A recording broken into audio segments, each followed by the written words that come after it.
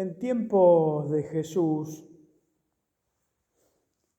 la mayoría de la gente creía que esta vida es la única que existe. Es decir, cuando uno se moría, no había más nada. Eso creían en tiempos de Jesús. Sobre todo la gente menos instruida y más humilde. Esto es muy importante entenderlo porque Jesús viene con una enseñanza novedosa. Si bien ya estaba en los últimos libros que se escribieron del Antiguo Testamento, especialmente estamos hablando del libro de Job y estamos hablando del libro de los Macabeos, que son prácticamente los últimos que se escribieron. Incluso les digo más, estos libros ya estaban escritos en griego, porque ya la dominación de los griegos era muy evidente en toda esa parte de la zona del oriente, el oriente cercano. Y allí, entonces, en esos textos, se hablaba algo de la vida después de esta vida. Solo conocían estos textos los fariseos y los doctores de la ley, o sea, los que estaban más metidos en el tema de la escritura, pero la mayoría de la gente no tenía el tema de la vida eterna. Este que se le acerca a Jesús le pregunta qué tengo que hacer para heredar la vida eterna.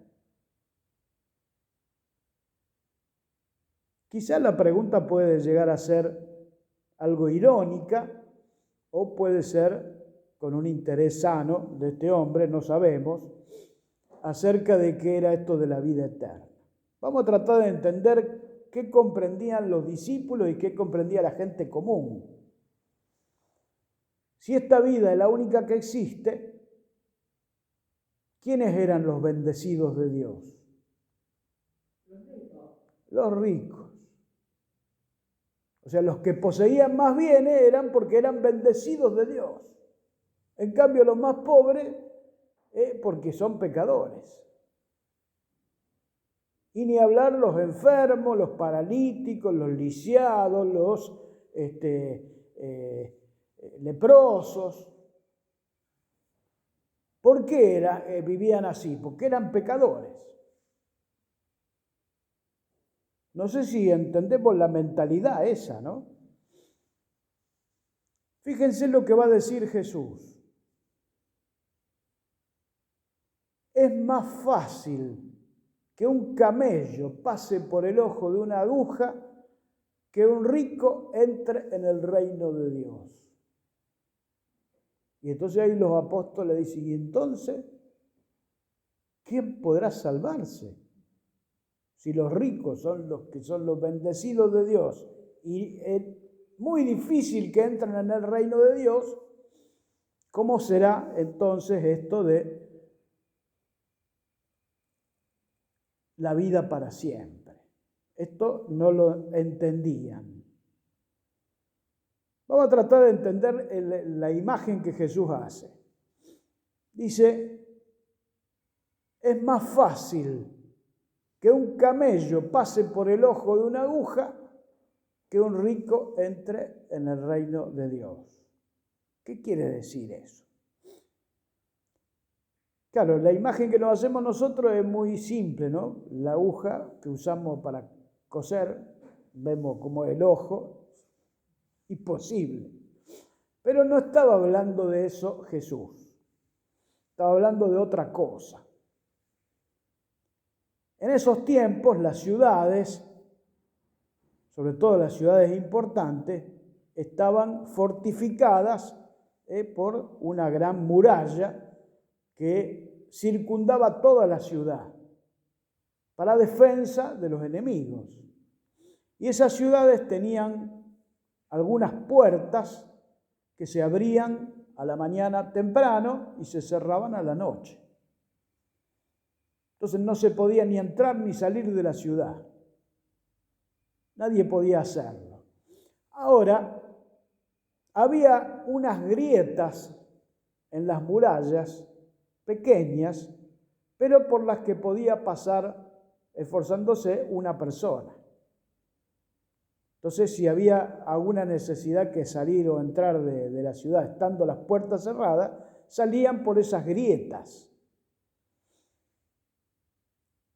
A esas grietas se las llamaba agujas. Ahí está entonces el tema de la comparación. ¿Por qué dice esto? Es más fácil que un camello pase por el ojo de una aguja, y el camello era el animal más grande que ellos conocían. Era más grande que una persona. Imaginen un camello más grande que un caballo. Entonces, ¿cómo iba a poder pasar un camello por una grieta pequeñita? Imposible. De eso hablaba Jesús. Nosotros entendemos otra cosa porque estamos a 2000 años de eso. ¿Se entiende? Bueno, Jesús es claro en la comparación, aunque nosotros también la entendamos como la entendemos popularmente. Bien.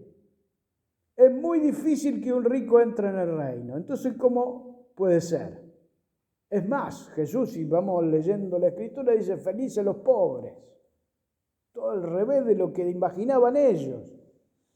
Si los pobres son como maldecidos de Dios. Entonces, como que Jesús le está hablando de otra realidad. Era del reino de Dios, lo que viene después de esta vida. Y para ellos esta vida era la única que existe. Como hoy muchos piensan así. Muchos piensan así, que esta vida es la única que existe. Lo demás ni sabemos si hay algo o no hay nada. Pero si nosotros creemos en la vida eterna, entonces la perspectiva es distinta. Allí es muy difícil que los ricos entren. ¿Por qué? Porque están agarrados a los bienes. Los bienes terminan siendo males, en definitiva. Lo que llamamos bienes. Las riquezas. Y a veces como vivimos mirando a esos que tienen de todo y que les sobra y como envidiándolos. Aunque no tengamos nosotros esos bienes, los anhelamos. Quisiéramos tener más. Y un poco si miramos los medios de comunicación, parece que están mirando todo el tiempo a esa gente que tiene de todo. Y todo el tiempo, o sea, como envidiando. Y haciéndonos necesidades que no tenemos. Entonces cada vez queremos acumular más cosas y nos damos cuenta que se nos termina esta vida. Y entonces, por eso es más difícil que un rico entre en el reino que un camello pase por el ojo de una aguja. La verdadera sabiduría está en saber eso. Que esta vida es pasajera y vamos hacia la vida definitiva.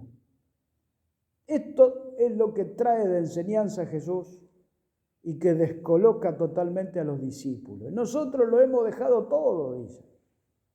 ¿Qué será de nosotros? Y el Señor les dice, les daré el 100 por 1. El 100 por 1 en esta vida, en medio de lo que les toque vivir, en medio de las persecuciones muchas veces, y la vida eterna, la vida para siempre. Esa vida de la que dice el Apocalipsis, allí ya no habrá más pena, ni queja, ni dolor.